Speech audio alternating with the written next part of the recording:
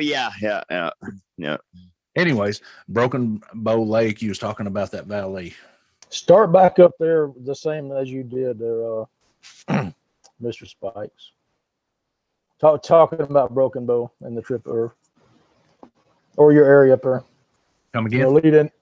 Lead into it with what you were talking about, Broken Bow, and then start that conversation. Before we started the show, we was talking about different areas that was on the go, and last year me and Tad was in there, and there's areas back in there that you'll go days without seeing game. You'll see, you won't hardly see deer, you won't see nothing, and it'll be quiet.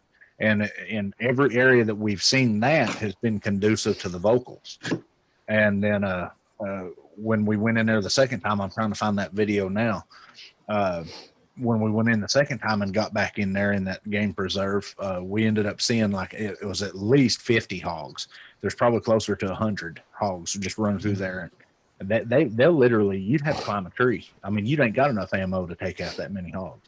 That blows my mind. 100. Like, you let me find this video. I'll find it before the night's up. Yeah, I've been up there. Well, Smithville is just above Broken Bow Lake. Yep, we go in through Smithville. And just north of Smithville, back in those mountains, I spent 10 days on horseback and primitive, doings. I tracked probably 3.5 miles on foot, and I couldn't find a deer track. I couldn't find any sign of life. Now, the weird thing is that something had staked out the parking area when I had to make a midnight run to the parking area, and someone there had forgot their medicine, and we were about a mile back in camp, so I hiked a mile out to the parking area, and when I got 150 yards off the parking area, something in the dark, something huge, ran up through the brush on top of the side of that mountain and stood up there about 2/3 up the side of that mountain, just stood there. And I couldn't see it. There's no flashlights. There's no, it's all that's contraband. Matter of fact, I don't even have a weapon with me, because you're not allowed anything modern. I didn't even have a candle lantern with me. So I just kept on going down the trail after it, it startled me and it made its way up to the mountain just sitting there. So I made my way to my vehicle and got the medicine out and made my way back in the dark. It's probably about 12:31 in the morning. But whatever was there was just stood there on that mountain. It was large because it went doom, doom, doom, doom, doom, up the side of that mountain. Probably 90 to 100 yards, just sit there watching me in the dark. Whatever it was could see me, but I couldn't see it. Yeah, that's the disturbing part. Yeah, for sure. I wasn't even carrying a knife. I just jumped up. This person needed medicine, took off. I didn't have anything with me. Wow. Well, I mean, that's pretty wild, man. Wow. Anyway, let me go ahead and tell you y'all who we got with us tonight. Obviously, we're on the Skookum Session. Privileged to have Pattrick Vaugn back with us. Pattrick, how you been? I'm doing well. How are y'all? Excellent. Can't complain. Mr. Israel Barreto. Israel, how's it going? It is cold. I don't know what this with this white stuff outside is. I know you Northerners know what that is, but for us, it's like a big skating rink out there, man. Wow. Even with 4x4 truck that I have, it was sliding everywhere. That's insane.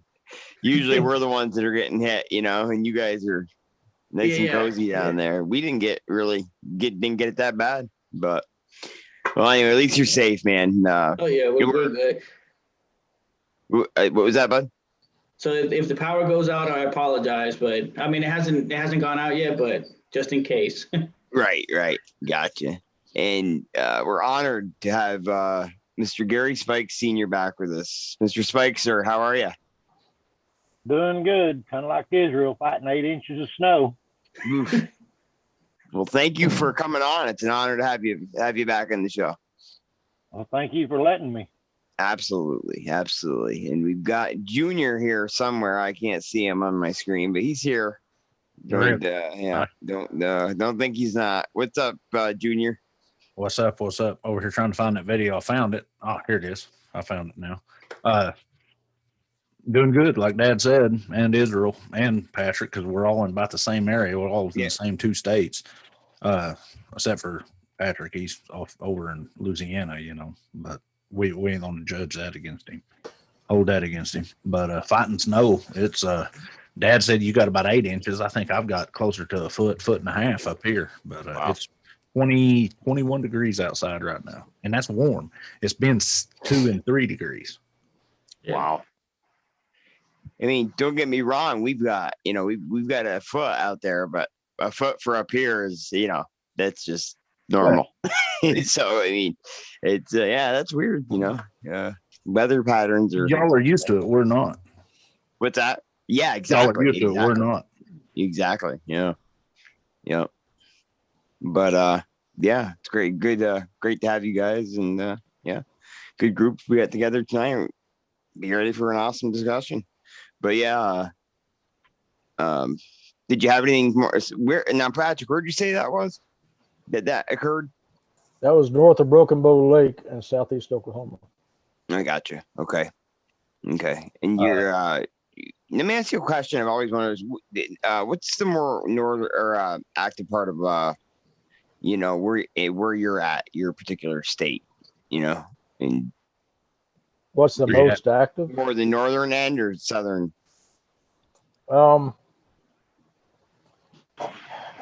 Well, it's not a simple answer. I learned a long time ago, if you're going to catch fish, you fish with a fish lure. Right. So, probably the 9 areas I know that they were in, you can go in there and get activity, So all of them are active. Gotcha. Okay. Just curiosity, I guess. Curiosity. So Garhy, do you want to hit on this topic? Who we were talking about? You're talking about southeastern Oklahoma? No, I was at where Pat, where he lives. Where we was talking about a while ago was southeastern Oklahoma. Broken Bow Lake is. Yeah. I know that. It's only like an hour and a half, 2 hours from Pat's house. Oh, okay. So it's actually closer for him than it is for us, and that's where the NAWAC guys are. Where we're actually talking about, where Patrick's talking about, is only about probably 8 miles south of the infamous Area X of the NAWAC guys, and it's probably only 20 miles, Dad, from Honobia, where the siege of Honobia happened, and where I had my Class A sighting. Thereabouts. Yeah, it's that area is a hotbed. I mean, that's where everybody's talks about. They have the Honobia Bigfoot Festival, and that's where a lot of people go. I mean, it's just but it's kind of like Pattrick was saying, that might be a conglomerate, but they're all over the place. I mean, they're down there. At your area where we're going, in the spring, where you had the 7 foot away from you, is only maybe an hour from there, hour and a half, maybe. Hour. It's an hour, and I was chatting with one of the ladies that I was tracking for last summer that was doing the experiment in that area, and she told me, she says, I am 100% certain that I heard 2 of them talking and doing that chatter talk just across the creek from her in that same area we're going to.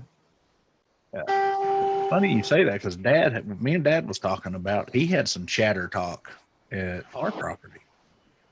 And he was mentioning that. Yeah, he was mentioning that. He said he's been listening to a lot of audio, and even Ron Moorhead's wasn't real close to it. Didn't you say, Dad?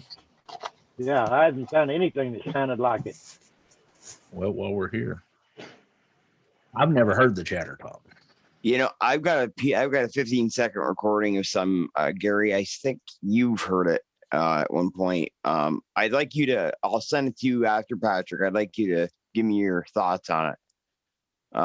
Just a quick, and it sounds like there's 2 of them, a couple of them, but it's nothing like the Sierra sounds. It's God. it's different. It almost sounds Native American, like Native American. Like it's interesting, but I'll get that out to you after and get your analysis on it. You know, but pretty neat. Nevertheless, you know. Yeah, it does sound like very fast Native American language. Right. Yeah. It does. I've heard it 5 times in 2 different states. But this lady just contacted me and was telling me about, you know, she was asking how I was doing. She hadn't talked to me in a while, and then she told me about it. I'm like, well, that's cool, you know, especially since that's one of my target areas for the Falk, you know, expedition. We're gonna run expeditions out of the Falk get together, camp out down there. So definitely cool. Very cool. Yeah, I'll definitely get it out to you after. Have you ever heard Israel? Have you ever heard, you know, we're talking about that chatter? Have you ever listened to the like Sierra sounds, anything like that? Mm-mm. It's pretty interesting stuff. Now they actually heard vowels and consonants, didn't they, Garhy, the linguist? Garhy? Yes, with the Sierra sounds they have. Matter of fact, Scott Nelson came in. He's a forensic. That's so funny. I started to say forensic ventriloquist, but he's a forensic linguist from the Navy, retired, and he came in. Yes. And actually found, you know, in the vocals found actually nouns, you know, what he thought was pronouns and stuff like that. It's a real interesting, Yeah. piece that him and Ron put together in that book. And the frequency too is, they said, above and below human capability, correct? Yeah, it actually covered in the frequency, and it's funny because I've actually put that audio on the you know, sonogram, and it goes quite a bit higher and lower than than what a human could produce without electronic. And here's the key point: is at the time that all of this stuff was taken, we did not have the technology at the time to manipulate the human voice to cover Right. range. So it would have had to been, you know, reproduced later and then said that it was that.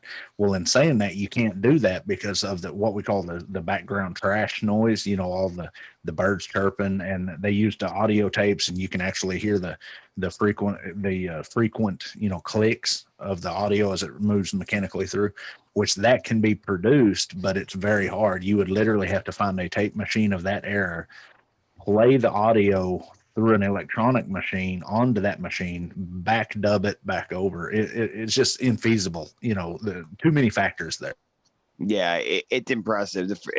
71 was the first time they heard that. Yeah. Right? The late 60s to early 70s, and then it stretched even, I think, on up into the 80s. I mean, and that was another thing too, that, you know, the storyline behind it. This happened over a period of years of habitualization and getting used to that group, you know, and it was not, they just went out there and it started happening. And it just, there's too much going on there for it not to be creditable. Yeah. Check it out after Israel. It's What's it called again? Pretty impressive. Very impressive. It's actually on that. I sent you that video that day in the 411 video. Just type in, just type in, or you can just go in and type in Ron Moorhead Sierra Sounds. There's all kinds of podcasts where he talks about it and where he plays it, and they've actually got a channel on YouTube or a video on YouTube where they play it. I actually found some nice raccoon chatter, but I don't, Dad, the way you describe it, I don't think that it's that. Let me see if I can pull that up real quick. It wasn't coons. It sounded more like dolphin chatter than anything. Well, coons are kind of it's kind of a higher pitched, from what I've heard. You know, most of the chatter I've heard is real guttural, deep, raspy, and, you know, real fast. You know. Yeah. Okay, here's a male boar coon.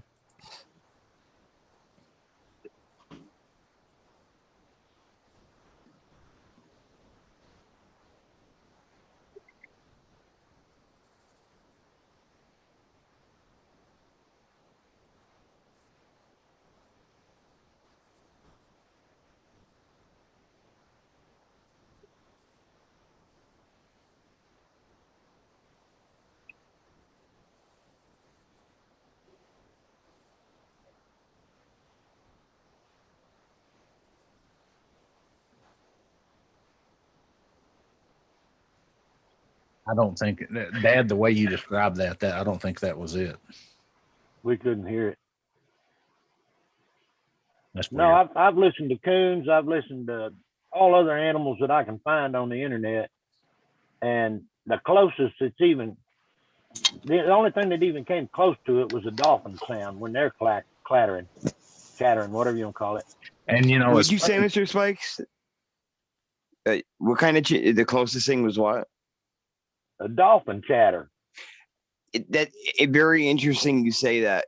I mentioned a couple weeks ago to your son that you know, I and Pattrick, I don't know if I ever mentioned this to you, but we heard some really interesting. It sounded like, you know, when they record a dolphin underwater and you hear the clicking, yeah, like sonar, the clicking they record. Hey, we were listening to a couple of these things make mouth pops like that. Jeremiah. I don't know if you guys ever heard anything like that, but it was pretty interesting. It was different. Delay. You hear me? What's that? Listen to this.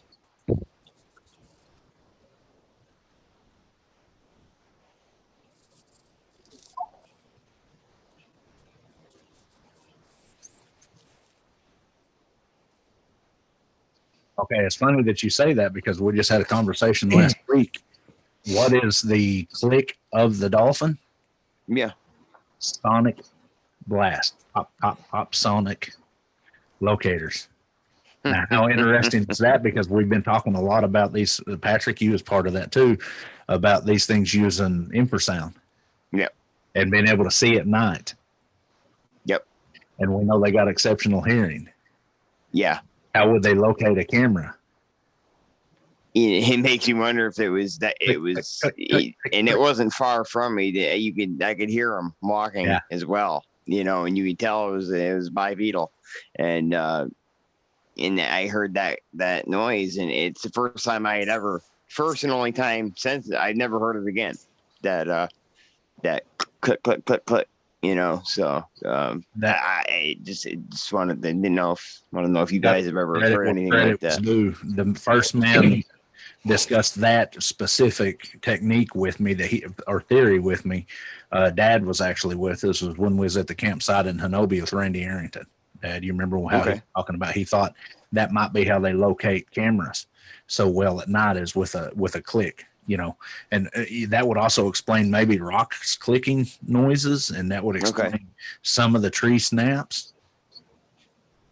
You know, that sounds like a tree snap, but we do snap trees because you'll hear the cracking of it, you know, but I've heard a lot of just real quick click. Pattrick, that's why here he goes. I was fixing to say, go ahead, Pattrick. Well, I was going to take us another direction, but what were you wanting to talk about?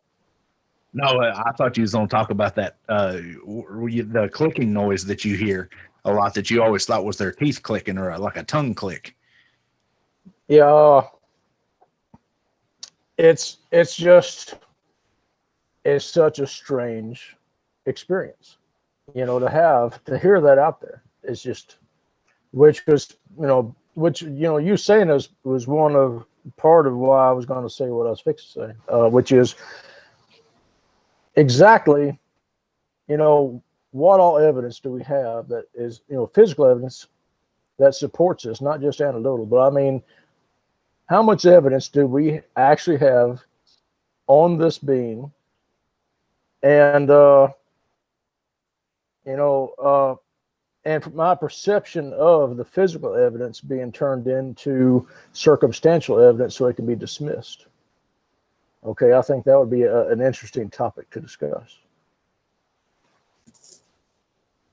Yeah, I think, without a doubt. Definitely get into that, but if Pattrick can reiterate on it, we was talking a while back about, I'm pretty sure it was me and you and Randy was talking about how it sounds like when you cluck a horse, get a horse to come along, and was it you the one that was saying that your friend got followed through the woods for so long on the mule? Yeah, and he said something about he would cluck his mule, and then it seemed like you said something about it was clicking from in the woods, following him on the mule. That was in. Go ahead. That was in Sulphur River Bottoms. He was coon hunting Sulphur River Bottoms on a mule and his 2 dogs, and got turned around. It took him 3 days to find his way back, and for 2 of them, he was followed by what his own words were. It made a refrigerator look small. Okay, and it followed him, and he was off his mule, and he heard something come running his way, and there's brush in between him and it, and he's actually on a horse trail. And when it parted the brush, he has his .45 pistol pointed right in his face. And he said the look on its face was the same as the look on my own face. Was, what are you doing here? What are you? And they said, we stared at each other for a minute, and then it took off, and then it circled him. It would circle him all day, and it would run out in front of him, and he would have to, get his mule back going because his mule was shaking, and his mule would walk down the trail, and it's almost like it would position himself where he and his mule would walk right in front of it, and it's standing out there between 2 trees, 30 yards off the trail, and it would click to the mule too, but he would just pass it. It's almost like he was studying him ride this mule, and that happened for 2 days. He said that night he tied his mule and crawled under his mule, and his dogs would get under there with him. That's how they slept for the fire going that night. And he could it would take off. It would be gone for an hour or 2. And he could always tell when it come back, his dogs would wake him up because they would get up close to him, and he'd wake up and he'd hear it coming in, and then circle around him and then sit there. It happened for 2 days. Wow. Yeah. I see another finger over here. What are you doing? Hey, you said something that I tried, and it actually sounds like it. You said clicking to a horse. Yeah. Mm-hmm. So I stepped off and I started doing it.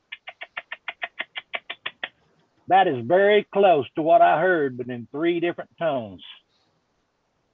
And it's weird also that you say that. Y'all go ahead and talk a minute. I've got to go actually pull dinner out of the oven for Mama right quick. Well, I can tell you that's very close, Mr. Spikes, to what I heard that night. Very close. Well, I never thought of it until Gary said it a minute ago. When he said that, I started trying it, and that is what it sounded. I mean, real close to what it sounded like. But like I said, it sounded like 3 different tones. I was assuming a daddy and a mom and a little one, because one of them sounded like it was very small. They were only about 50 yards from my house. Wow. I wonder if that's an adaptive vocal that they got off of us. I used to train horses, and I use that all the time, pushing a horse around round pen. And so, once you get on your horse, you don't actually do that anymore. It's all with your, spurs and feet. But, in around, just wondering, could that be some kind of an adaptive, something that they're using that they learned off of? Because they do observe us. I know they observe us. Oh, definitely, for sure. That's actually very extremely good point. That's a good thing. Good thing to think about. How much of this stuff do they, get off us and use? Israel. It's what are your thoughts on this? I'm fairly new. I'm still learning. Right. I don't know what, as far as sounds and stuff like that, I'd have to go. And I hope in August, like we're saying, we can go out there so I can learn a lot more. Yeah. But yeah. Israel. Well, I mean, like as far as like, just as of right now, your opinion. I mean, would you just off the top of your head, what would you think they're using that for? The clicking and the clacking and all that other. Yeah. Like how Pattrick was describing that situation. Well, don't like what Gary was saying, Junior. Don't they use it like sort of as a sonar to try to figure out what's in the area? Dolphins do, yeah. Well, no, but the target species. I mean, I would think so. I mean, Pattrick, you're probably the most knowledgeable guy here on as far as that go. What do you think? I got hit with something one time in the back, and I don't know what it was. Yeah. And it's tough for me to talk about things without having my head completely wrapped around it. But I did the other day, and it actually made me feel better to be able to talk about it. But I got hit in the small of my back with something the very first experience I've ever had, the very first encounter, and it felt like it felt like a concussive blow from like a heavy pillow hitting you in the small of the back, but there was nothing there. Wow. Okay. And then I felt heat on my shoulder, and I literally turned, and I could feel the heat coming from a direction as I spun in place, trying to figure out what's going on. And this was just about 40 seconds ahead of me seeing her. So, what it was something that wasn't there that hit me, and however that's defined. Wow. I have no scientific anything to put to it. As far as y'all want to hear something funny? Go ahead. This is straight from Britannica. Click language, a group of languages found early in African history in which clicks function as normal consonants. The sole report outside of Africa of a language using clicks involves the special case of Damian, a ritual vocabulary of the Lardell of northern Queensland, Alaska. Click is one of the oldest forms of language in history. While clicks are extensive and original feature of the Canosian languages, they have spread throughout the linguistic contracts in a number of other languages of the Bantu and Costics group. These languages are therefore full-fledged click languages, but derivatively so. I'm not going to get into all that here. The main thing. In all click languages, clicks form only a portion through sometimes the main portion of the total number of consonants in the language. Very distinctive sounds, clicks are articulated in the mouth by a suction mechanism that produces either a sharp popping or smacking sound between the tongue and the roof of the mouth, or a sucking sound between the lips, the kiss click, or teeth, or the side of the mouth. Most Tochi, and I can't pronounce it, languages use 4 clicking sounds. The southern languages use a 5th, the kiss click. As well, Geku and Yei, which are Bantu languages of Botswana and Namibia, have incorporated the 4-click Canosian system, but Zulu and also I can't pronounce none of these Bantu languages, have incorporated only 3 clicks. Go ahead. Well, what you just read suggests during that encounter that my colleague had on his mule, what that suggests is that he was clicking his mule on, and perhaps this thing was believing that he might know a part of that click language that it already has a cognitive skill with, So he's clicking his mule on this thing. He's going, hey, he knows how to click language. That is, something that's possible. Yeah. That when I went out to that door that morning, they were talking among themselves because I surprised them. I walked out my door and just heard them talking to each other, and they shut up as soon as they heard my door. Because it was still dark. They didn't see me coming out my door. I was behind my trailer. And I heard them. And then they shut up. So they were talking amongst themselves. So it had to have been a language. Yeah. Of course, this is speculation and theory. I mean, we don't know until we actually see one doing it. But that would explain, I mean, if these are an ancient culture and according to a lot of the scientific theory is is most of the hominoid species come out of northeastern Africa across the land bridge down to us. And I mean, this article even goes into, you know, how it developed into a non-click language and stuff and gets into their different dialects and all that. But that would explain that if they are truly an ancient,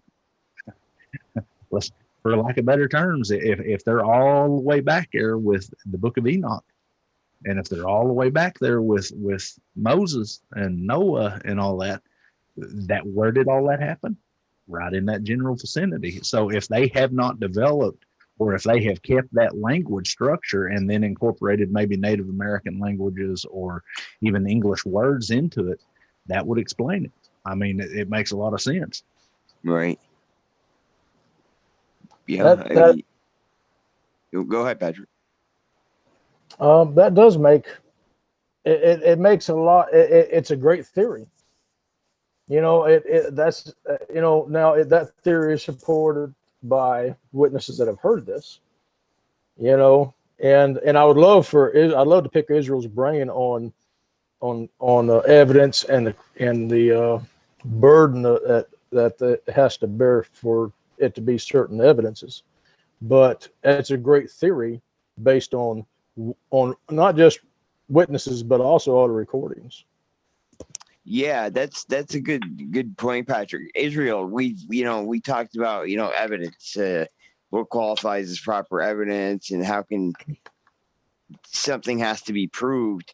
Now, take something that we're describing, we were telling you about, that's, you got a communication by something that's above human frequency and below it, analyzed by a professional linguist, where you're hearing consonants, nouns. I mean, I know it's not physical evidence, but what category? What's that, Pattrick? What category would it fall in? Yeah, right. So you hit both of you guys have said that one of the biggest things there, that for this evidence to be admissible, for whomever, it have to be processed. Well, anybody can process, but it have to be reviewed by a professional in that field for it to be admissible, because any of us can collect it, but me myself, I don't know how to use the systems to be able to run it through it, to properly say, hey, this is this clacking type of sound versus this other type of clacking sound. And another issue that we run into is that there has to be a database too, because you can't just record something out of the blue and say, hey, this is a clacking, but how do you know it's a clacking from like Mr. Garhy said, either from a dolphin versus something different? So there has to be already a database that's already in the system where you can say, based in the past, recordings or whatnot, we know it to be a dolphin or not a dolphin or something in between, but we quite don't know because we haven't heard it before. Okay. Does it make sense? Yeah, it does. Pattrick, let me ask you this. I was telling the other guys when Garhy was actually on the phone with me at the time, and have you ever heard them communicate with like a bird chirp? Like, yeah, a very owls, like a very high pitched, tiny. Sounds like a tiny bird, but they'll go back and forth with it. Have you ever heard that? It's almost a kissing sound. It's almost a kissing chirp. Right. Yeah. So, and that we would have to research that, but that could be part of that kissing click type sound. I'd like to see the research on that. And I've heard that. I've heard owls mimicked. I've heard a donkey mimicked. I've heard canines mimicked. And I literally heard one mimic a coy wolf, and in 5 minutes is in the field in front of us, my tracking partner and I looking at it in the eyes as it walked around the field with a camera shining behind us with its eye shining in the camera. Wow. I've got one, we've got one mimicking a loon. and we're talking 15 miles away from the nearest water source. Yeah. And as far as I know, loons don't really, they nest maybe half a mile from the water source at the most. Yeah. And it was good, but it was still a little bit off, you know. Yeah. But it's just interesting, and it's extremely interesting how they can just how they imitate these other other wildlife. It's smart because it is. Yeah, absolutely. Growing up hunting, we didn't yell.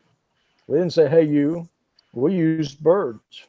We'd use a bird call of location, and the person I'm giving to knew exactly what it was and what it meant. You know, we'd do a bird call to meet up. Yep. You know, let's meet up. So in the woods, we use that all the time growing up, and it's just a smart way of not letting everything around there know that you're there. They like whippoorwills down here. Yeah. Yeah. You know, I think Israel had a real good point, and I've actually been discussing this with a lot of folks about using audio to prove the existence thereof for the average person is going to be near to impossible. Right. Because there's too many variables there until we can either get good 4K stabilized film of these things doing the vocals. Yeah. But for guys like us, it's very good to analyze, and it's very good to analyze what they're using it for, why they're using it, how they're doing it, so we can glean more information from them. But for the general populace, we're not going to be able to use audio at all because it's too easy to manipulate and too easy to misidentify. Right. Right. Well, these discussions like this are very helpful, especially for me. And I'm sure a lot of researchers or investigators that listen to this or part of it, because it's brainstorming and you're triggering your different senses of brains, so, you know, to work out different hypotheses, theorize different theories, come up with different experiments and different ways of travel to accomplish pushing this subject further and getting this ball a little downfield further. But sure. But part of it is that I can show a deer track to someone and they say it's a deer, and I can show a hog track to someone and they say it's a hog, and I can show a 22-inch Bigfoot barefoot track with track way, and all of a sudden the brakes are put on. And so the evidence-wise, that's part of what I wanted to pick Israel's brain about is, you know, is a demonstrative representation of physical evidence. How does that actually classify? Because from my gathering, I can show physical evidence of something, and it is physical evidence of it existing. If I take that physical evidence and I say, okay, this thing that owns this 22-inch track that created it chased me down the woods, then that turns into circumstantial evidence, which is supportive of what I'm doing. But I wanted to pick Israel's brain about exactly how all that worked out. This is supportive evidence, or circumstantial, I'm sorry. You're absolutely correct. Until like we said, until we have the database, and we can compare it definitively. I was going to ask you guys, so what are your thoughts on we got the clacking sounds, right? That's one part of the language. What are your thoughts on like mannerisms? Because, you know, so some languages, like, for example, sign language, one part is signs, but it's also looking at the person's lips. That's the second part, right? Would you think that they would have any mechanisms or mannerisms along with the clacking for it to be the full language? Good question. I don't know, man. I'm just asking because I don't know. Yeah. Did you say that again? Because I kind of caught like only half of it. It was like fading in and out. Yeah. So for the language, you know, so like sign language, it has part of it is you have to be physically looking at the person, and you got the signs, but you also have to look at the mouth and the mannerisms to be able to understand what they're trying to convey. Is it kind of the same thing with them? Like they clack, but they also have to physically look at, you know, what their mannerism is, you know, what their demeanor is, the high pitch, meaning danger versus I don't know. I'm just like you said, in the brain. I know from using my commands with my dog, I use 3 different languages, and one of them being Mongolian, which is a very click style language. It's a very guttural. He doesn't have to be looking at me at all. Just the tone, just the different pitches and tones he responds to. Now, what I understand about some of the, studying a little bit of the ancient Sumerian, languages and stuff like that, the more, what's the word I'm looking for? Advanced languages, you have to have the facial expressions. But the more instinctual languages, like, the ancient ones, like the click, and some of the old, like Swahili, which we found out just now is part of the click languages. Even some of the Spanish languages, Israel, the Puerto Rican language is a lot easier to understand than the English language because of the different inflections in the voice and stuff. With Americans, it'll be the same word but different inflections. With the Puerto Rican language or the Spanish-based languages, and of course I'm not a linguist by far, but there's not as many of those different variances in the inflections. So I would almost, in my personal experience, I would almost say that you wouldn't have to, that you could, just the certain click and maybe the tone and the quality of it. I mean, the tone and the what's the word I'm looking for? The beat or the I think I'd have to agree with you on that.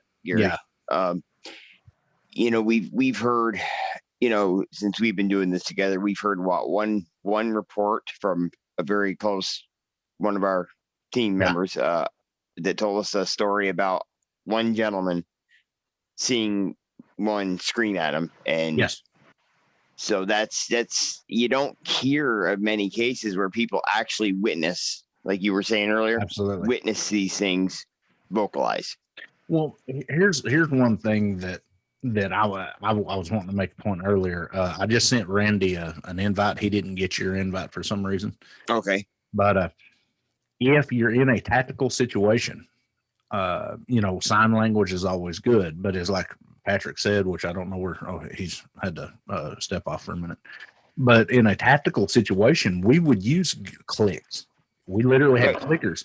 They developed it in World War II. Our paratroopers on the Eastern Front, when they dropped in, you would run up, and if you heard one click and you didn't click back twice, they'd shoot you ass. And the Germans, I remember that. The Germans didn't have that. So if you're in a tactical situation, the way they trained us in the military, we would, I can't whistle. And, it's a very easy thing to do, but I just couldn't do it. So me and my wife have developed, we use hoops, we use Bigfoot hoops, but even in the military, I would do because it'll carry, but it doesn't draw attention. So I could see where a click language or a variance of that language would be very susceptible. I mean, even if you couldn't move your face, here's the whole thing. Even if you couldn't move your face, who says that they don't knock a rock on a tree or knock a tree? And would the click also interpret into the would knock theory? I mean, it makes sense. If they're already using a click language, the would knock over a distance would transfer right over. If you look at it in a more of a tactical state of mind. Sure. Yeah. I've always thought anyway, could these, I know a lot of the times it's very obvious that it's wood on wood, right? But, some of these, what we think are knocks, could they actually be like a mouth pop? They could be. Mr. Spikes, what's your opinion on that? Well, I've heard both. Right. Okay. Usually when it's a wood knock, you can tell it's wood on wood. Yes. The mouth pop sounds just a tad different if you really listen to it.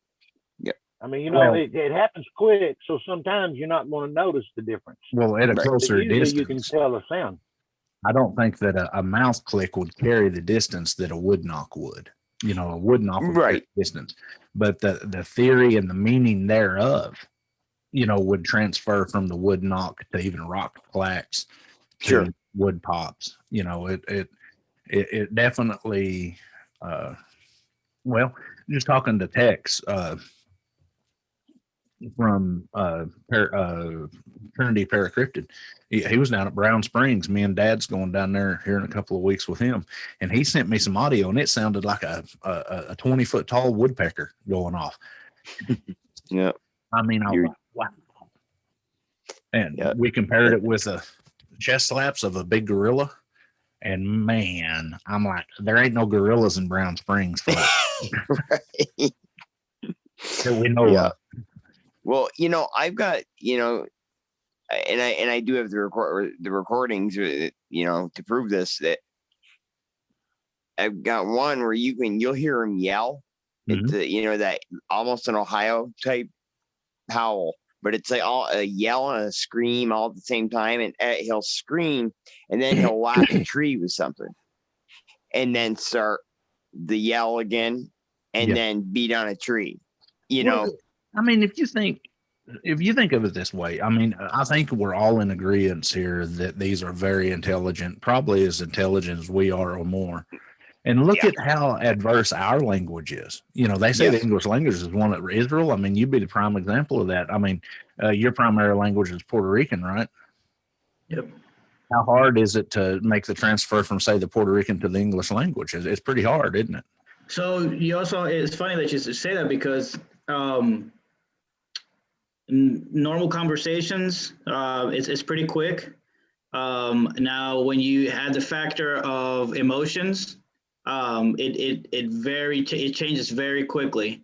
I have had soldiers when I go to chew them out. I've turned to Spanish because just the rage or or whatnot. It just changes. Spanish is a more expressionistic language. You just go with the first one that you know. Yeah. Same thing when I was in Germany. I mean, you learn real quick that you speak in English with somebody, and when an emotional event happens, it's back to the natural language, and that's it. Well, even at that though, I was married to a girl from South America for Dad knows quite a while, and learning what I've learned, the Hispanic languages is more of an expressionistic language. I mean, their facial features and stuff matches their language, the inflections in their voices. But the main thing that we was getting at is we would be awful arrogant to think that these guys just used one form of communication. I'm sure they use multiple, hand signals, body gestures, and I was just going to actually, hit on that as well, do in different areas are they using different, and you're right about Spanish and all the other languages based on Latin. You've got the Romance languages, so you've got Portuguese, Spanish, Italian, French, and Romanian. Okay, and they are just like you said, Garhy, they're, how'd you put it again? They're a very expressionistic language. Their facial expressions and stuff matches the language. Where with English, you can be plain faced and talk the same. The way our voices move and everything. Right. It's weird how and that's the reason people get so confused with the English language, is because the same word means multiple things. It just depends on what context. It's not an expressionistic deal. It's a linguist part. I'm going to talk about something, but I'm saying the same word using multiple meanings. Well, you have to take that word and add it to the words before and the words after to get the meaning of it. So how that brings up a good question, with the target species, just like, okay, Israel, you'll be able to back me up on this one. The Spanish that is spoken in Puerto Rico is much different than the Spanish you're going to hear in Spain. Oh yeah. Castellano. So does it hold the same with the target species, Mr. Spikes? That's a point I was fixing to bring up. That you've got all over the United States, all over Canada. I mean, how many different tribes or whatever your clans, whatever you want to call them, how many different languages could there be? Just like in the United States, every one of us, you got a different accent from us. For sure. The Southerners has got a different accent from us. Mm-hmm. It's going to, whichever tribe you're in, I think Pattrick had brought this up before. Whatever tribe you're in or near, it's going to be different. They're going to talk different. They're going to sound different. Yep. Absolutely. It's just something you got to take into consideration when you're talking about their languages. Sure. Yeah. Pattrick? Well, when you start talking about, man, 250, 300 years ago, they had their own dialect, their own language, but the one thing that they all shared was, making sign language. Yep. Okay, that was the universal language between all of them, no matter what dialect they spoke. Now, when you start talking about the complexity of language, where something can mean multiple different things, right. I can tell you right now that knock isn't just a communication, it is a conversation. Okay, and single knock can be used multiple ways. Okay, it's a hailing call. You can do one loud knock, first or second one, doesn't matter how close you are to them, they know it's a hailing knock. Okay, now once they make their presence known, they can go to a loud knock like yours and then to a subtle knock because they're close, because they don't want to scream in your face. It's rude to scream in someone's face. If they come into you knocking and they're 40 yards out and they're doing a subtle knock, you need to do a subtle knock too.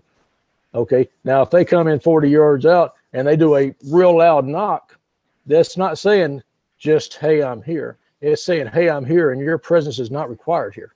Right. This area is already occupied. So it's a rude hey. It's not just a hey, it's a hey. So that single knock gets very complex when you start talking about, like what Garhy was saying about the application and the situation it's in. And so I think we would be arrogant to think that their vocalization or click, if the theory holds on that, certainly it could they could mean multiple things. That's also that you bring that up because Garhy, we can add that to the line of questioning for what we're building. Yes. What kind of knocks did you hear? Any noises? Were they really loud? How high pitch were they? What did they sound like? And we can add that to our database. Absolutely. Now, Pattrick and Mr. Spikes as well. Something I want to ask to you. When I lived in North Carolina, I didn't hear a lot of wood knocks. It was more a lot of rock clacking. Now, is that, what does that signify to you? The materials they have available.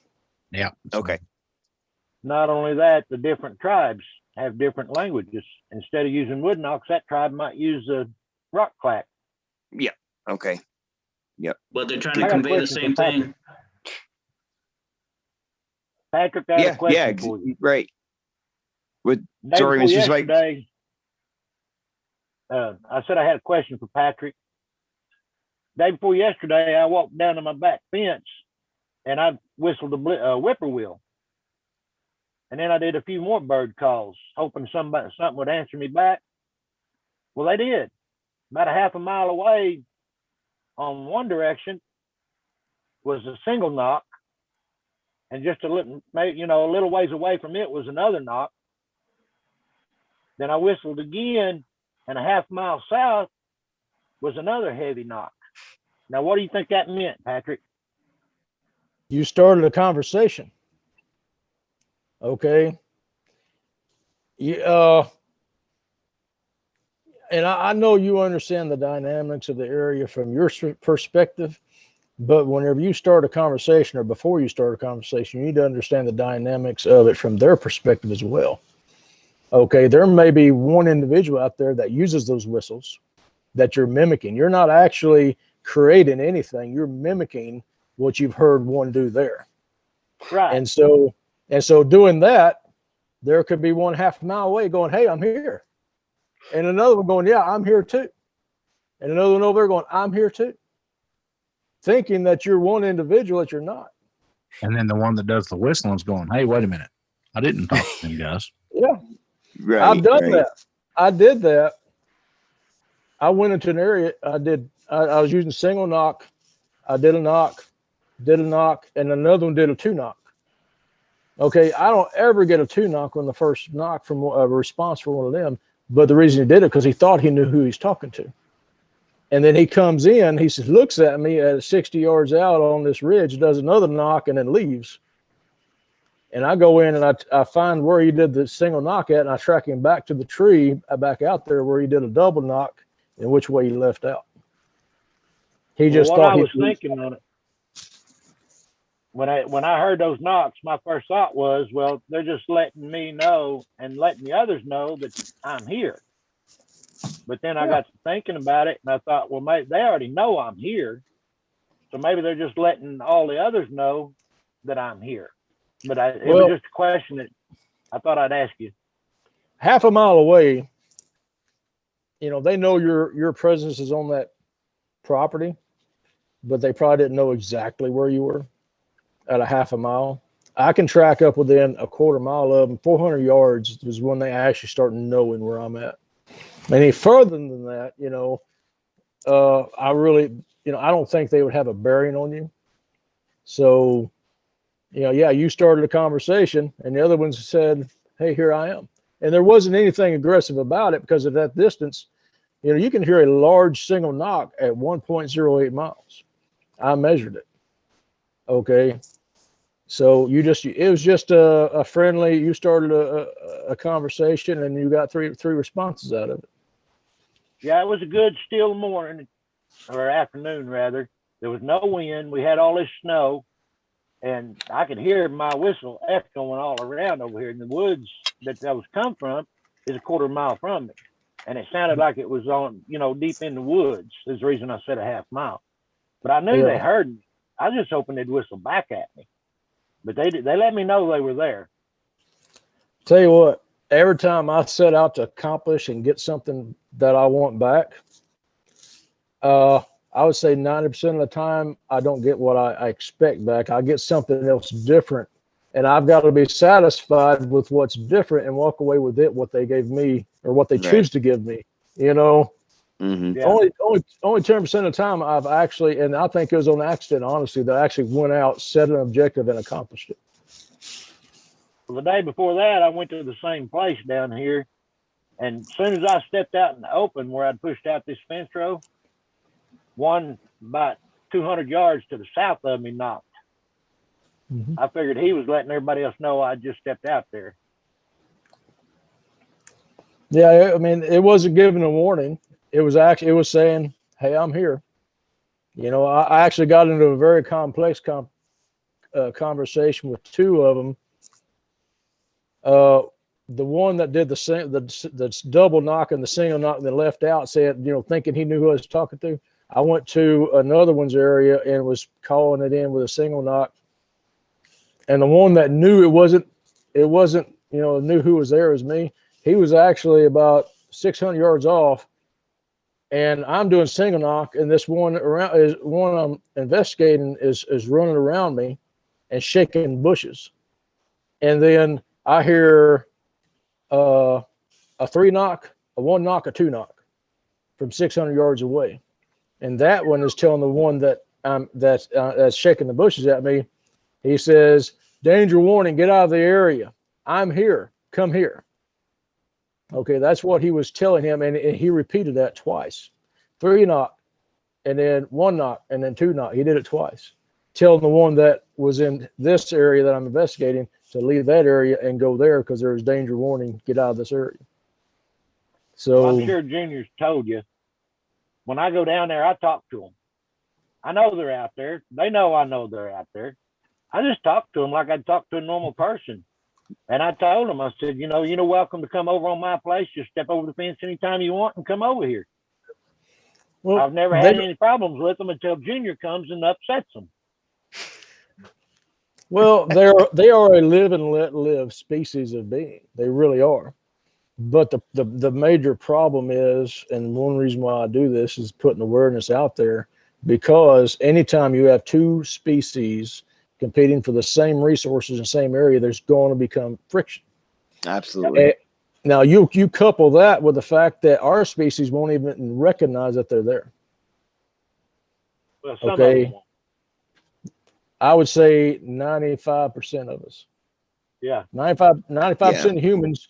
95% of humans put this blinder up. They're not there. But then you, on the other side of that blinder, you have 8 to 9 foot tall, 7, 8, 900 pound beings that have greater capabilities than us, know full well about us, and are competing for our same resources. That's kind of a gasoline and fire type situation. Not saying that anything could break loose. I'm just saying it's definitely a concern of mine. I gotta agree with you on that, Pattrick. Something else I wanted to ask you. When people go out there, and and Mr. Spikes, I wanted to mention, I do the same thing. I do talk to him, the family group I deal with, just like I would you guys, normal, I do it too. But anyway, Pattrick, now, in your opinion, I mean, you go out there and you do an imitation, whether it's a whistle or a a whoop or whatever. How many can they tell that's a human most of the time? And I don't know. Mostly, I've been busted, with using a knock, but because I understand the knock they use, right, I've fooled them. Now I don't know how many I've fooled. Right. I know I fooled that one, and in my area they know it's me, right, and they'll still they'll still come in. As far as a vocal goes, I empty. I'm not a small guy, and I empty all of my chest cavity, and I expand it, breathe in as far as everything I can, and then I do a yell, and I hold that yell for about 15 to 16 seconds, which, one of their shorter ones can be 13 or 14 seconds. So I'm certainly breaking that range, and I've had them yell back at me from 3/4 mile in. You hear it come over the audio, and they'll run for 15, 16, 18 seconds, that long yell. And so whether they knew that I was human that did that, I don't know. I mean, that's just being honest. Gotcha. Garhy, Jr., you still there? We haven't heard hide nor hair from you. I had to run in and take care of Mama for dinner. Okay. One thing that we was discussing earlier, it kind of goes along with all of this. It's cool how everything is kind of tied together.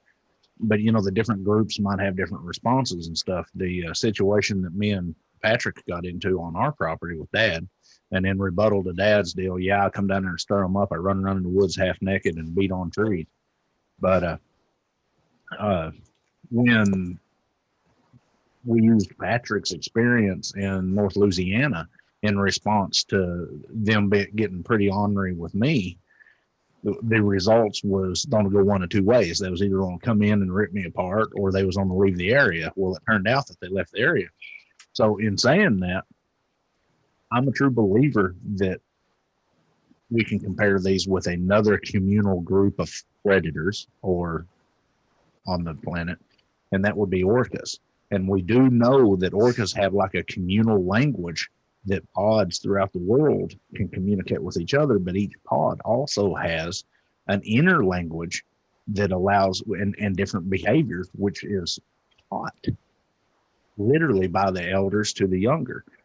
And so if we was to compare, and I think it's also funny that we compare orcas to Sasquatch because of the level of predatorness or the level of badassness of them. But, their orcas are definitely badass, that's for sure. Yes.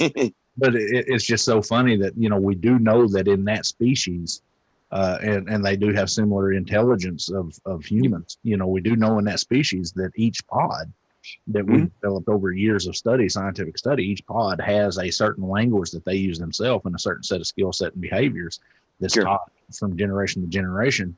But then once again, they can also communicate with other pods throughout the planet. Same with humans. Each humans have their own quirks. Me and dad has taught me a certain set of skills that has passed down generation to generation. My skill set might be a little bit different than Patrick's, might be a little different from yours. Yeah. But especially before we had technology, different First Nations tribes had certain languages, certain skills, but we do know that there was a common language of the First Nations tribes. To me, it's beautiful on how this thing worked out. If we look at it, we definitely, I'm a true believer with the response that I got with what Pattrick told me a few months ago with the 3 knock, using his observations, the 3 knock response to me, and getting that one of those 2 responses, and we got the correct one, just showed to me that throughout a distance, that the communal language, some of the communal languages are the same, of the response and the stimulus, or stimulus and response is the same throughout the species. Yeah, it's interesting that you're right. It's cool. Garhy, that we can compare him to a pod of, orca. Very, very good stuff, guys. It's amazing. Pattrick, just out of curiosity, how long did it take you to figure out, this stuff, the as far as the language, what the stuff means, and then all that with the group that you research heavily? About 10 years. Okay. It took 10 years and probably about 4,000 hours of being in the field, of knocking and getting response and seeing, how they use things. And then it took even longer to go out and try to debunk that, because it's not like I kind of got an idea about it and just left it alone. I took it out to another area and used it and watched their responses to get, to certify what I was taught here works there, and it actually is a communication. I wish I knew. There's a lot more to it than I know. I just know about that much of it. Right. There are other knocks out there. There's a 6 knock, a 4 knock. I have no idea what a 4 knock or 6 knock means. I have an idea, but I have a theory on it, but I don't, it's not like I can just go to a group and use it and have a peaceful exchange there, Right. Because you got to be careful. It's kind of like walking up to a stranger and screaming, a bad word at him and seeing his response. Absolutely. It is. But these strangers are 9 feet tall and 1,000 pounds. Yeah. Right. It'd be like walking up to Andre the Giant and kicking him in the nuts. It just don't work. Yeah. Out of curiosity and just trying to look at him like you're a fool, trying to figure out how do you interpret that? Please respond to me. So. Yeah, I was just curious because I've been interacting with this group for years, and I still haven't come anywhere near close to figuring out. Well, and I think Pattrick has got made a good point. And I'm not saying this to offend anybody, or I'm not saying this to do Patrick's horn. But that's the reason I never did do wood knocks up until, you can ask Dad. Dad's never seen me do wood knocks. And I don't do a lot of hoops. And I don't do them a lot either. We don't know. I mean, we don't know. Yeah, then that's why I don't. let's just throw something at you. Say there are multiple groups coming in an area, and you have a family pod that you've been dealing with, like Pattrick has for years, and have built a rapport with that group. Well, you go out one day, and you haven't been out in a couple of weeks, and you go out one day and you do your knock and response. And say there's another group moving through the area, or a rogue male, or a juvenile young male, that you do that, and he's like, "Ooh, wait a minute, I'm going to take over this." Maybe it's another troop that's wanting to take over that territory, and they've already ran off the other troop, and you go out there and hit a wood knock, and they're like, "Oh, you're back." So they're going to come with a every bit of aggression there is that they can. Right. Yeah. We don't know. We don't know. And, when we had moved to North Carolina, it took, well, Garhy, I would talk to you about this quite a lot. It took a few months for them to get used to us being back. Absolutely. And I like mean, you had some kind of aggressive behavior when you first exactly. Yeah.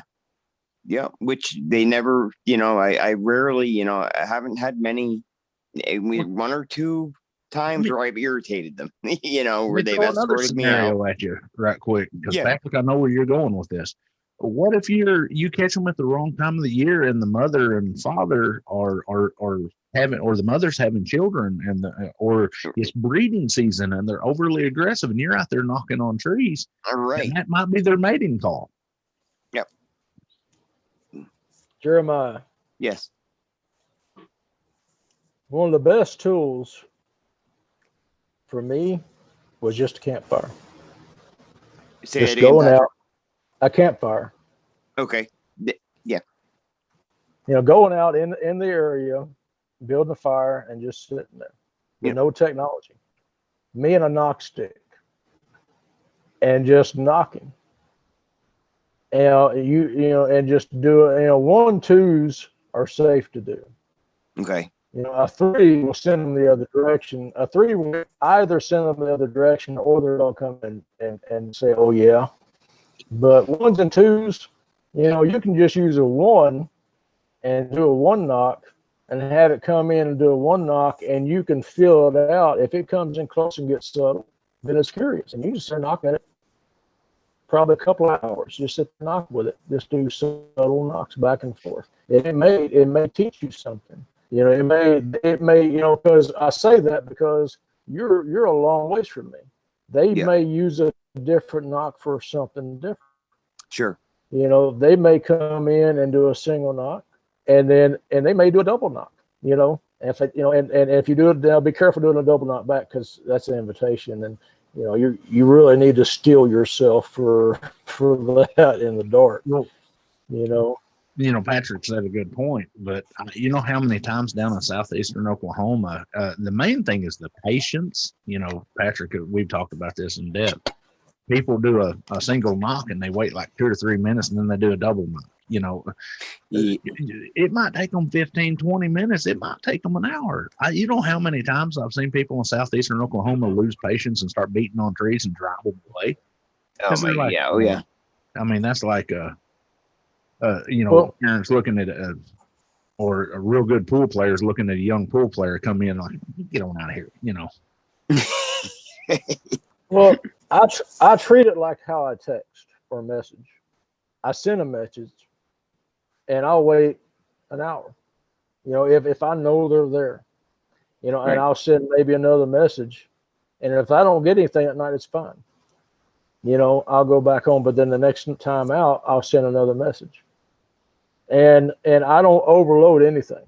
I don't overbear anything. I don't want them to think I'm aggressive. You can do a loud knock and then do a subtle one. A little bit later. Now this is for a core group study. Right. Okay, you got to understand the core group study is a different type of deal than if you have a group you're experimenting with, or you're pushing to get responses because you have a landowner standing behind you and they want to know what's on their property. You're right. But just to go out and do a loud knock, which is a hailing knock, and do a subtle knock, which is a friendly single knock, after a while you may get a response. They may come up and just do a knock, and they may sit there and watch you. Oh, yeah. And you may get a rapport going. We've had a pretty good, over the years, we've had a pretty decent rapport. I mean, like I said, I haven't really there was one, maybe 1 or 2 times I did interrupt a hunt at one point, and they weren't very happy. They, they escorted me out, made sure I left, but I can't really say they've ever gotten to the point where I felt threatened. You know, Well, there has to be a spot there. Okay, there has to be their area, a shared area, and then your area. Okay. Okay, that's how it breaks down in their perception. Okay. Okay, their perception is you're living within their realm. Okay, but there's a shared area, and you have your home site, and they have a shared area, and then they have their site. You know, wherever their home site is. So you kind of need to figure out where their home site is so that you know where the shared area is and go about halfway across that shared area, you know, and that's where I would, you know, do my subtle knocks at a campfire, relaxed, sitting down, no technology. And just I'm already in good shape for that because I do know I think I know where our shared area is. I think. Wow. So you're saying go how far? I'd go halfway across the shared area. Okay. I do know that if you break a Gransford Brooks short forest axe off of a oak tree for hitting it 3 times, they do have a tendency to run away real fast and then scream at you from about 150, 200 yards away. Yeah, they do. Pattrick still owes me an axe handle. I ain't going to get it out of the Bigfoot. I got to get it out of somebody. Hey, Pattrick, don't let him blame you for that axe handle. There was all kinds of firewood there he could have picked up and hit that tree with. And I was hitting it vigorously because I was scared to death. Well, in the moment, drawers. In the moment, all we could think about was an axe handle. I mean, and it was getting kind of serious, you know. It was getting serious. I didn't want to tell him that because he was there and I wasn't, but it was getting kind of serious, you know. Yeah, what he does tell me, I know what he's thinking. He goes, you know, I was down there. I might be listening to a witness of a horror movie here because he might get his head ripped off with me on the phone. That's why I said don't hang up. Just put the phone down. I'll listen. Pretty safe when he's 500 miles away in Louisiana telling me what the good Lord. That's pretty really. Huh? What do you say, Dad? I was there for the first half of that. I know. That's what I was saying. That was when you had your, I would say a Class B sighting because, I mean, you seen one moving and then we both seen that shadow and then it moved. But, that's the third sighting. That's wow. So what if you, Gary's like, I can just see you now. Were you, so like Pattrick was saying, like it was going to go one of 2 ways. You know, joking. So what was it like picking that up? And I mean, at that point, this was 2 nights. You know, 2 nights of them messing with me, coming up to the window, and the final straw for me is when they would come up to the window and went. And then took off running. And I was like, it was either I'm leaving. I didn't know how fast that RV would go, but I know how fast I was on the track to go. And that was every bit as fast as it would go. And shooting like a cowboy, you know, but, you know, it was getting pretty interesting. Yeah. And that's, you know, that's where I got to say that we don't know what their behaviors are. You know, that might not be aggressive behavior to them, but with our interpretation of it. But man, I tell you, when I went out and hit that tree like I did, it sounded like a bull moose taking off through the brush, man. It's and then, you know, we got that audio from a little bit later, and that is some of the most intriguing audio, man. I've got to same here. Very impressive. Yeah, and just finding out this week that we do have a guy that has literally seen the target species do the scream, and him saying that was about 80% what he heard. I'm excited about that. But all because somebody decided to go camping where I know. Man, I've been camping there my whole life. That's my home. You know, that's my, you know, but like Dad said, the last 10 or 12 years, and Pattrick both, that's become their home too. Well, you know what? I'll fight for my house. I get a kick out of it because I'll go down there and stir them all up. And then Dad's got to deal with his mad girlfriend, we call her. She always comes up there and throws acorns at the trailer. But That's funny. Yeah, for 3 That's nights, funny. I put up with your nonsense after you left.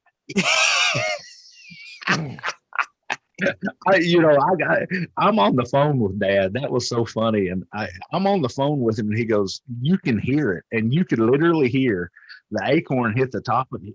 He had it on. Randy finally made it. Oh, wow. Yeah, he's been having trouble. Mr. Randy, there he is. He's connecting audio. Beautiful. Wait, Hey, Randy, how are you, man? hello. Hey, I only had to rebuild that program, so I got you. it was Randy glitch. DeBruin, meet Pattrick Vaugn, Yeah. and meet Mr. Gary Spikes Sr. And Pattrick you know Gary Jr., and we know each other, of course. A couple times, yes, for sure. Good day, gentlemen. Good to hear from you again, man. Oh yeah, I gotta sit out now.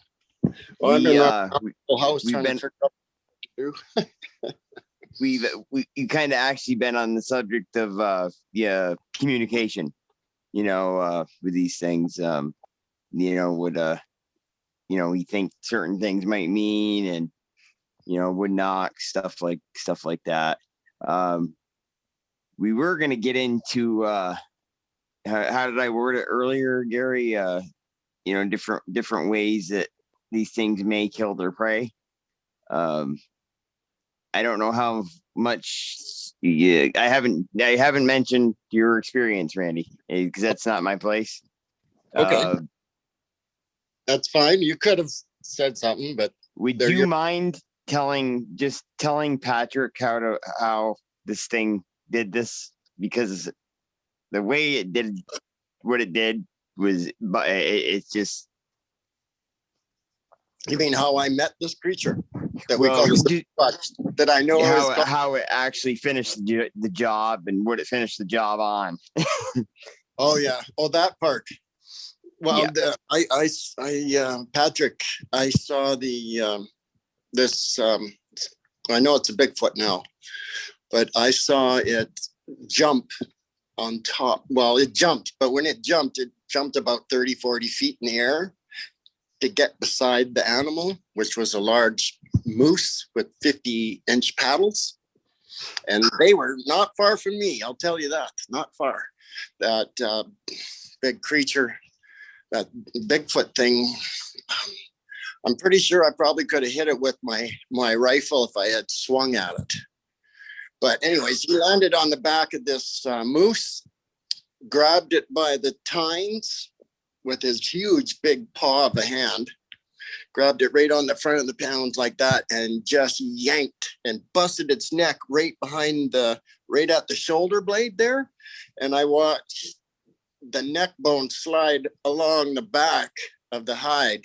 It didn't go through the hide, but it went up. It jumped up about that far. So I knew it had busted because its legs folded instantly underneath it. So that moose was dead in a moment. But they both went down, and when it both went down, that creature had that moose right by the eye. They were eyeball to eyeball when they went down on the ground. And that's how he took that down, that part of it. But it was so horrifying to me. And it put a chill in my body. It still blows my mind, man. Yeah. Well, I don't know how come I wasn't as scared as I should have been, but I don't know. I think I'm more worried about it now. But I still have a plan to go back, and I've invited another fellow to come with me, and a couple other people, so I'm not alone this time. But I'll just show them where I was and what happened, and then if that area hasn't been disturbed, then I'm going to mark it off and see exactly what's in there. Yeah. Pattrick, you got something you want to add or ask? Well, again, this goes back to the resources that we're both competing for. Okay, think about how hungry a Bigfoot has to be to jump on and take a kill from a human. Yeah, like right in front of you. And that's direct competition.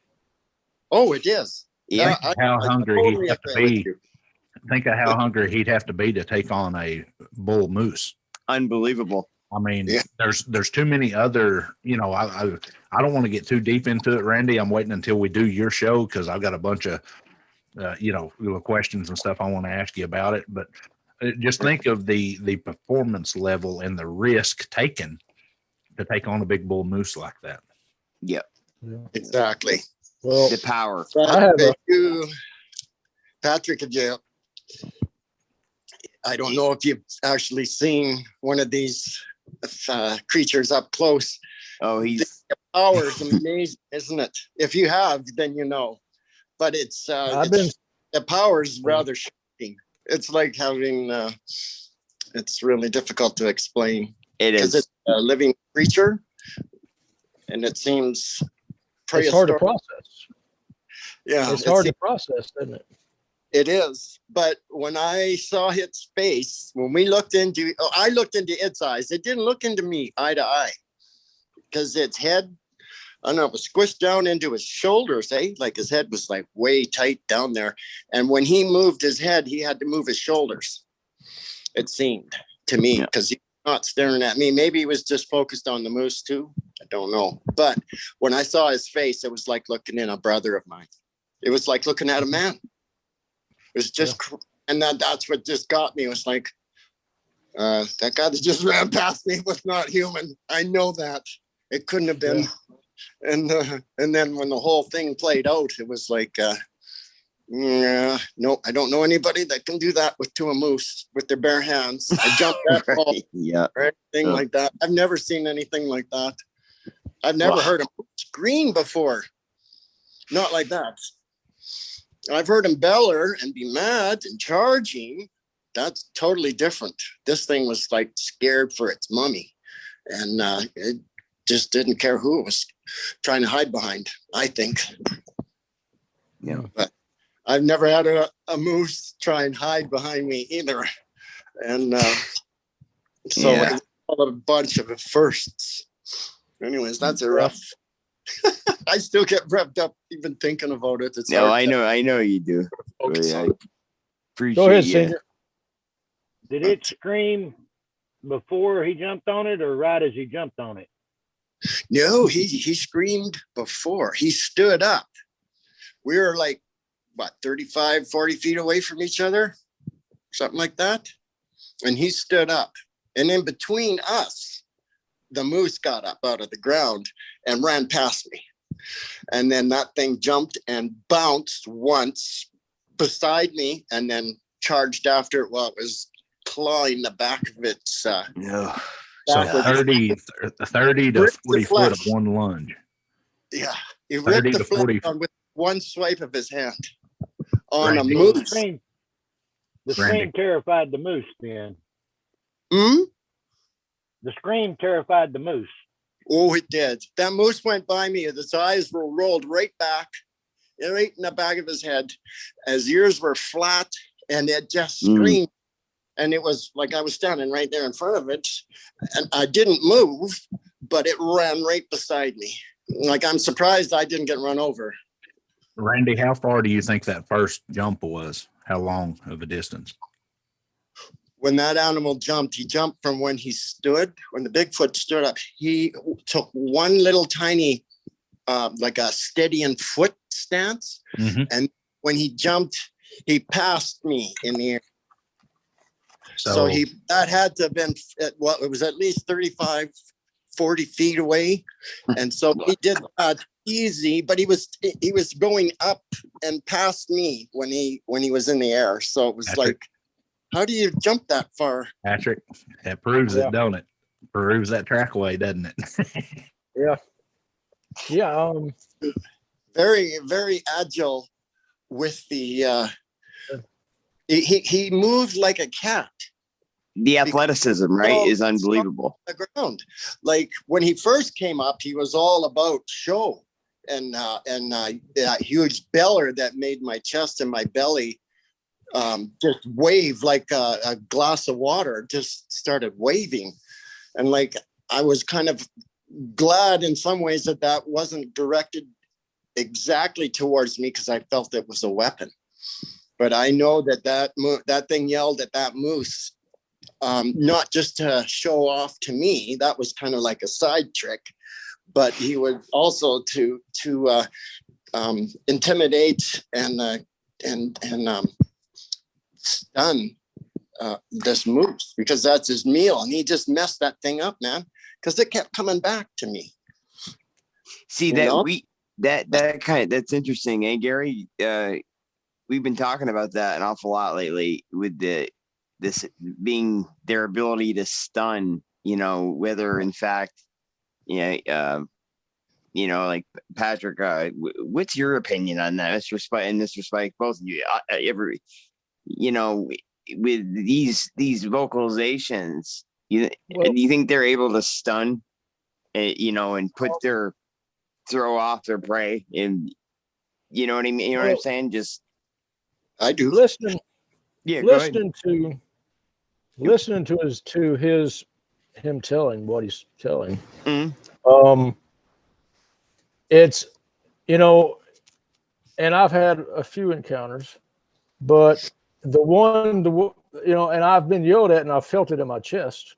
But when he's talking about how it turned he could feel it in his stomach and chest, Mm-hmm. Yes. My first encounter, I got hit in the back by something. I'm wondering if it wasn't an inaudible sound wave that it made that hit me in the back first. Did you get nauseous at all, Pattrick, when that happened? No. Okay. I got completely wigged out. Oh, Something's wrong. Yeah. Because I was telling you, we talked about it last week. I don't know what it was, but I had one, what I think was one, moving behind me, and all of a sudden there would have been no reason for me. I was in perfect health. I wasn't feeling ill beforehand, but it put me out of it, almost like my equilibrium was off. I immediately started vomiting, and right, after I could hear this thing crashing through the thicket, running take in the other direction, wondering if it hit me with something that, because I was hunting. I was on the ground. And there was a fisher at the end of a log, and he had come up, and he stood up and he looked at me, because they're not afraid of anything, and all of a sudden he took off. That's when I heard this thing start running, and I go to turn around, and as I'm going to turn around, that's when it was just out of it, and started vomiting immediately. So I've always wondered, if it's a possibility. That could be a subconscious response to an It's adrenaline dump. To an That's true, adrenaline dump. You know adrenaline dumps. If you Absolutely. saw something and your mind tried to shut it out and you had an adrenaline dump, that could be a possibility. That's absolutely a possibility. Yep. Well, one thing Randy said, about the head being shrunk down into the shoulders. I'm one of the few people that's seen one of these at very close range. I don't think it's so much that their head is shrunk down into the shoulders as it is their trapezoids. They're so odd and so the big. trapezoids on there were defined. I saw them. And you're talking 5 foot at the shoulders, easy. Yeah. And so when people see that, and some of us, we think that, and it almost makes you think that they don't have no neck, or that it's come down, but something that's that big, he's not going to be able to turn his head, you're right, that well. Right. But just having the strength to be able to grab a moose, I believe mind-blowing. I've seen one so close. He's just you'll make me have nightmares again. Yeah. It's not something I can forget, unfortunately. No, you'll never forget. Or fortunately, whenever which way, but it was a brutal way of us. It was, it's nature, right? But wasn't something that I expected, and I certainly am. I feel in a lot of ways privileged because it allowed me to live. Because there was a sense that there had to be something else around because the woods were just too quiet after the kill. He never made a sound. I never saw the creature when they went down on the ground into the grass. I didn't see them again, or the moose. But I could tell that something was looking at me. It's just a sense I had, and I didn't like it. I felt I can't remember if you told me years, last year when we talked, if if it started going to work on the moose right away, opened it up and paid no mind to you, right? It just paid no mind to me. I don't want to ask, like I said, I don't want to ask you too many questions. I know you and Garhy got something going, but it paid no mind, right? Yeah. That's it. That's correct. It just didn't care about me after it got the moose. And I wasn't a step over there. I just didn't have quite enough courage. You think about feet into the woods. And probably a good thing you didn't. Yeah, because I might have got a good slap. You never know, right? Like, get out of here. Like, do you have to be told twice, kind of thing? Yeah. Because I think he was kind of telling me to buzz off at the same time. It's like, you're in my one behind you was probably telling you that too. Yeah. Absolutely. And I'm telling you, there was a very strange sense in the woods that when this happened, it was I was against intelligent being, not an animal. No, it was more than that. And I know I was like I had an enemy, a man hunting me. That's how I felt, and that's all I can say. And if you've ever been in areas like that, then you know what that feels like, and then you don't. You felt wish that there, and I knew, hey, my training was for nothing. There's something up here, and I better be very careful. And I think I would have probably shot at something if it came out of the woods when I was leaving, because I was quite wound up, I would say. I was very alert, and I just was hoping that I wasn't breathing too hard, or that my heart wasn't pounding so loudly that I'd be able to sneak away. And I felt that my heart was pounding so loud that for sure they were going to hear that. And that's about where I was at. And it took me a while to get out of there, about 20 minutes. So it was uncomfortable. It was uncomfortable. Sure. But, it's pretty amazing, though, on the other end. Because now I have, you guys for sure, especially Jeremiah, you believed me for one thing, and you also educated me with your friends, so that what I saw wasn't just me being weird. Absolutely, but natural creature. Randy, that's right. Patrick's been on the receiving end of them chasing you out of the woods. And he's looking at me like. I told Garhy, right off the bat, I said, this guy, when I was telling him about you, yes, and Garhy will vouch, I said, this guy he's solid. He's, hell of a guy. He's 100% legit. And yeah, it was an amazing guy, a thing or an imaginative thing. It was something that came. You can't imagine something like that. No. No. Dad, what was you saying? I wasn't in an imaginative mood. I was in a hunting mood. I needed a moose and right, a couple of deer for our family for the winter. Right. Imagine Patrick will agree, but it probably wasn't the one in front of you had to worry about. If you'd have raised that gun up, the ones behind you would have been the ones that would have got you. Let's look at this. I told him last year when I interviewed him that I still think there was one behind you too. Let's look at this in a practical survival sense. Before we do that, though, I got to introduce Randy to Dad. Dad, Randy is a tier 2 operative like I was, but on the Canadian military, where I was for the American. We actually, as I got to snooping around, we done a lot of the same training. Oh yes. But look at it as a survival sense. A big male if he's a lone male, he's not going to go after a moose by himself, and he's not going to go after a moose to feed himself. So there was probably a family group there, because even in wolves will not pull down big game if they're by themselves. They're not going to end that risk and that energy.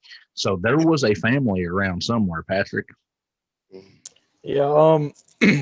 Well, first thing I wanted to address is I understand what you're talking about while you're trying. I see you trying to wrap your head around this, and I've been there. I understand it. Don't let it push you into sleepless nights. It's just there.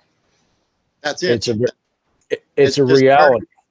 And it's a reality and I have to, I accept that reality. You're right on, Pattrick, because you can't let that thing turn into a monster in your mind and work it over, because then it's something that isn't real. Well, and then how do you change that? And that's become a psych problem. That's exactly what it did to me. And I spent 8 years trying to debunk them. Only having within 8 years, I had the third encounter that proved they're real, and I had a real hard time with it myself. And I do this, huh? I didn't tell anyone for 8 years. My wife was the only one that knew. Oh, I didn't. Look at it this way. Yeah. Like you said, I couldn't put the pieces together. What did I do this afternoon? What was that? I got to go home. I gotta go to bed and sleep and get up again. It's still there.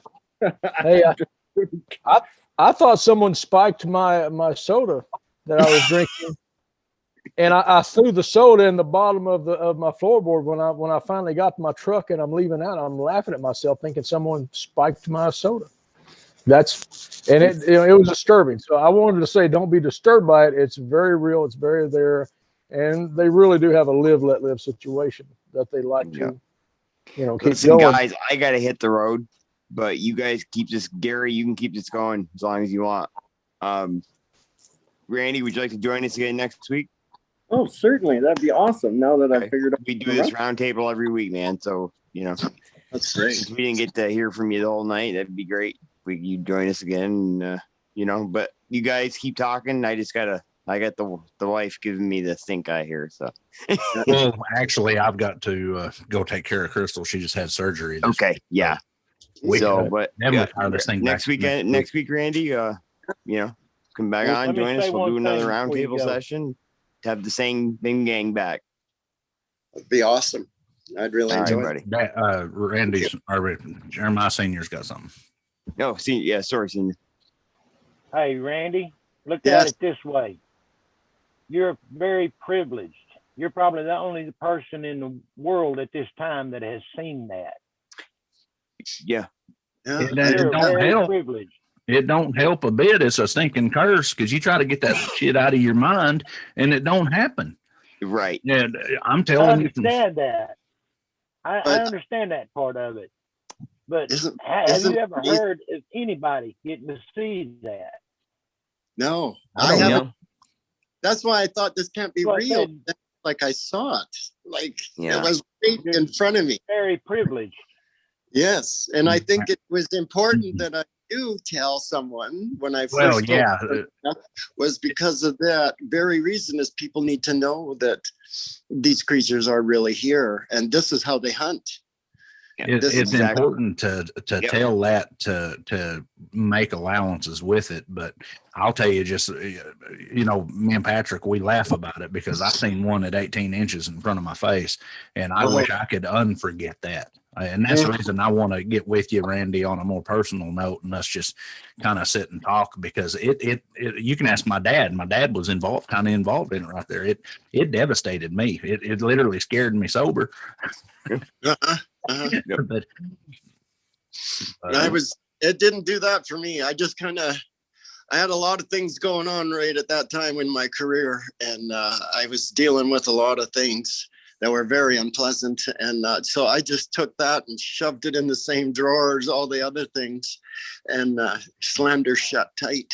Yeah. And like 8 years later, thought should I open that one too? And I didn't realize that scene had some things for me to remember, and that it was important to tell people about where I've been and what I've seen and done. Well, absolutely. It's real. Like, I always thought that they were, a mystical creature that people used so that your kids wouldn't stray far from the home, when you're out in the woods and things like that.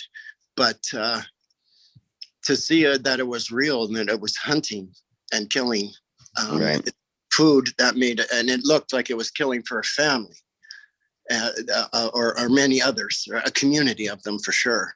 Yeah. Then the same thought was in my head. Wolves don't take down prey that's too expensive, not by themselves.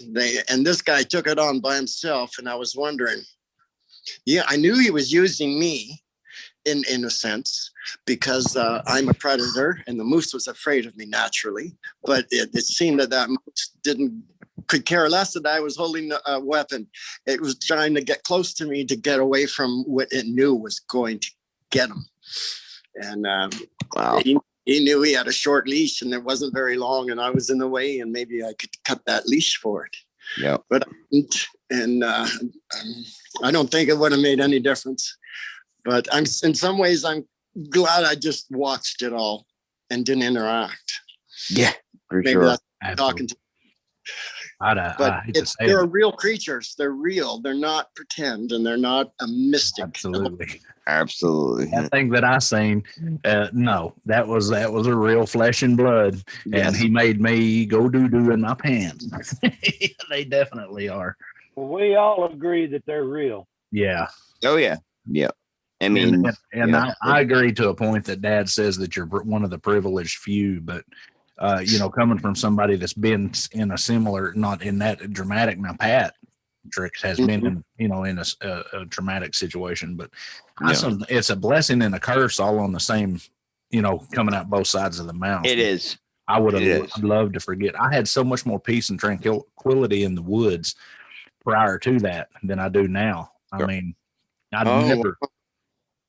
Oh, you got to get that changed back somehow, because the woods and the forest are really for your soul so much.